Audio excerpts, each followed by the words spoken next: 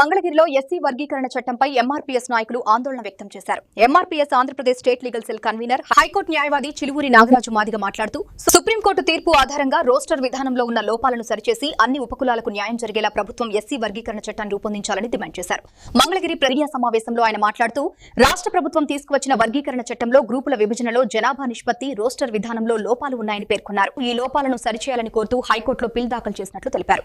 Roster విధానం తీర్పుకు విరుద్ధంగా ఉండి ఎస్సీలో అభివృద్ధి చెందిన మాల సామాజిక వర్గానికి లాభం చేకూరేలా ఉందని ఆరోపించారు.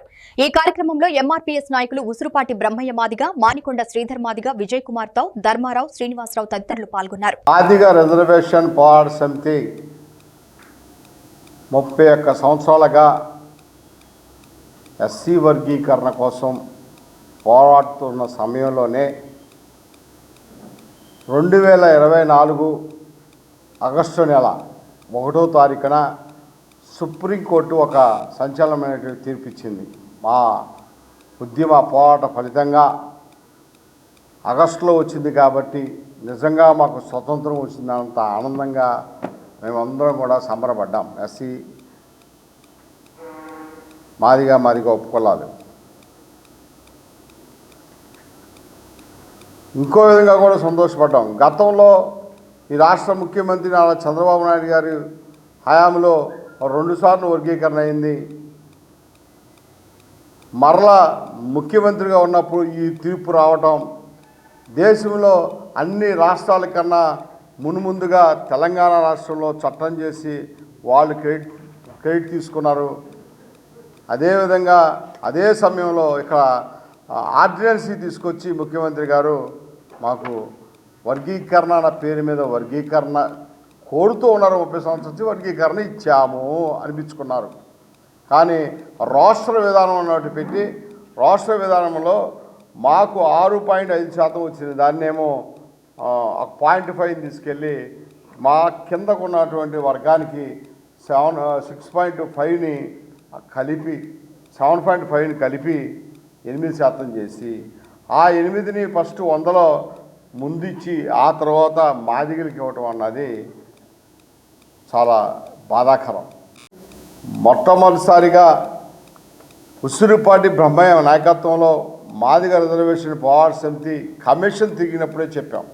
కమిషన్ రాష్ట్ర వ్యాప్తంగా తిరిగినప్పుడు చెప్పాం చాలా క్లియర్గా, అయ్యా జిల్లా అంటున్నారు, జిల్లా పనికిరాదు, జిల్లా వల్ల నష్టము, వర్గీకరణ వల్ల మాదిగ కులాలకి నష్టము, రాష్ట్ర వ్యాప్తంగా ఒక యూనిట్గా తీసుకున్నప్పుడు కమిషన్ మమ్మల్ని మా యొక్క కోరికని మన్నించి రాష్ట్ర వ్యాప్తంగా తీసినందుకు సంతోషిస్తూ ఉన్నాం. వర్గీకరణ చేసినందుకు మరి ముఖ్యమంత్రి గారికి కృతజ్ఞత చెప్పాం.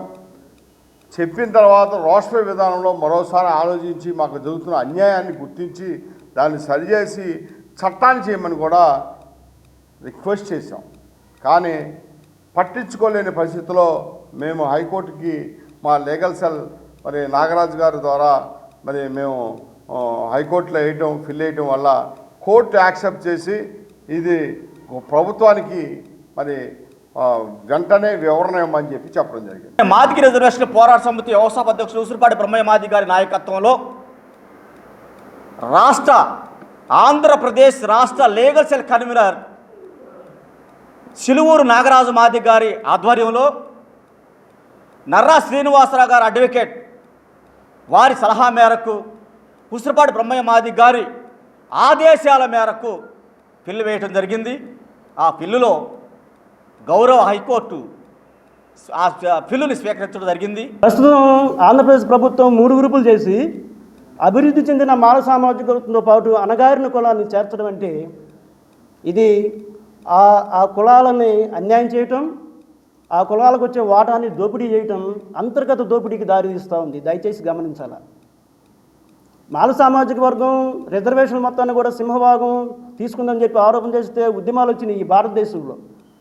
మళ్ళీ ఈ స్టేట్ గవర్నమెంటు ఏకసభ్య కమిషన్ ఇచ్చిన రిపోర్టు ప్రకారం సమజాత శ్రేణులు ఏర్పాటు చేయకుండా సహసంబంధం లేని కులాలను గ్రూపులు పెడతాం, హోమోజినస్ గ్రూప్ కాకుండా హెటరోజినస్ గ్రూపును ఏర్పాటు చేయడం అనేది సుప్రీంకోర్టు గైడ్లైన్స్కి విరుద్ధం. ఇది at the same time supreme court క్లియర్గా చెప్పింది జడ్జిమెంట్లో 8 దశాబ్దాల వర్గీకరణ అమలు కాలంలో ఏదైనా ఒక ఉపకులం ఏదైనా ఒక సెక్షన్ కనుక అణగారినట్టు ప్రభుత్వం భావించిన పక్షంలో వాళ్ళకి అడిషనల్ బెనిఫిట్ ఇవ్వండి అంది.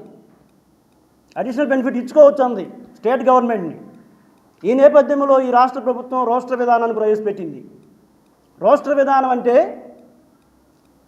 గ్రూప్ 1కి వచ్చే 1%, గ్రూప్ 2కి వచ్చే మాదిగ ఉపకులాలు 6.5%, గ్రూప్ 3కి వచ్చే 7.5%. ఈ వాటా 15%లో రోస్టర్ పాయింట్లో మొదటి 200 ఉద్యోగాలని పక్కన పెట్టి 2 సైకిల్స్ని ఏర్పాటు చేసి సైకిల్ 1, సైకిల్ 2, 1 నుంచి 100 ఒక సైకిల్, 101 నుంచి 200 ఒక సైకిల్. ఈ సైకిల్స్లో రోస్టర్ విధానంలో అణగారిన కులాలకు ఇవ్వకుండా రోస్టర్ ప్రక్రియని మాల సామాజిక వర్గానికి ఇవ్వడం అనేది కూడా సుప్రీంకోర్టు గైడ్లైన్స్ విరుద్ధం. ఇది కంటెంప్ట్ ఆఫ్ కోర్టు కిందకు వస్తుంది. గ్రూప్ 1 ఏర్పాటు చేస్తూ గవర్నమెంట్ ఒక మాట చెప్పింది, మోస్ట్ బ్యాక్వర్డ్ సెక్షన్ అందు రెల్లిని.